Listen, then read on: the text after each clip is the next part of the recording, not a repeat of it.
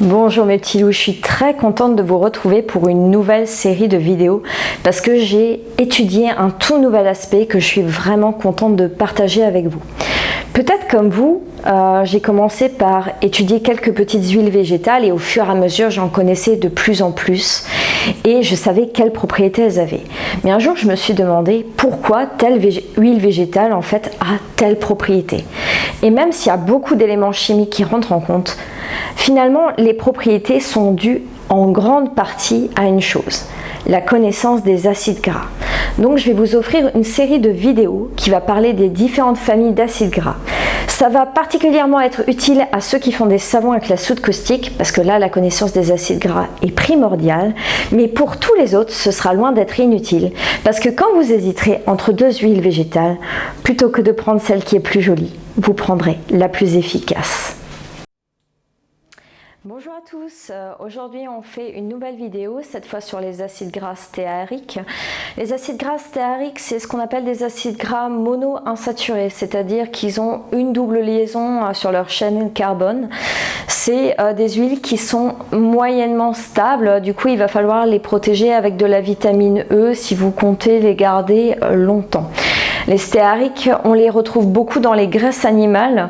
Du coup, quand il y a des savons riches en stéariques, même s'il y a des sources végétales, il se peut que ce soit justement issu des graisses animales. Pour les acides gras stéariques, ils sont intéressants pour ceux qui ont des problèmes de déshydratation de la peau. Du coup, c'est comme les palmatiques, hein, ils sont émollients, donc ils sont intéressants pour ça. Les principales sources, cette fois, je n'ai pas trouvé de petite histoire. Dans ma tête, je me dis 3K2C.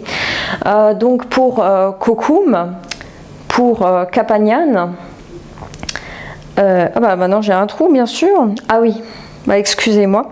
Alors Cocoum, Capagnan, Karité. Et pour les 2C, Cupau et cacao. Donc ça c'est les principales sources. Donc pour ceux qui ont des peaux déshydratées, allez plutôt vers des huiles riches en acides gras palmatiques ou stéariques, voire les deux. On voit que par exemple c'est le cas de la Cocoum, Cocoum qu'on retrouvait, le collègue de travail qui est pas sympa, enfin qui a un baobab dans la main qu'on retrouve dans l'histoire des acides gras palmatiques. Donc ça c'est pour les acides gras stéariques et pensez à faire une protection sur ces huiles qui sont riches dans ces acides gras si vous voulez les garder pour des longues durées. Du coup elles ont un intérêt aussi dans les savons, pareil si on veut faire un savon pour peau déshydratée, ça peut être un bon deal et en plus faire des savons moussants, donc c'est un bon duo. Voilà pour ces acides gras, à bientôt les petits loups.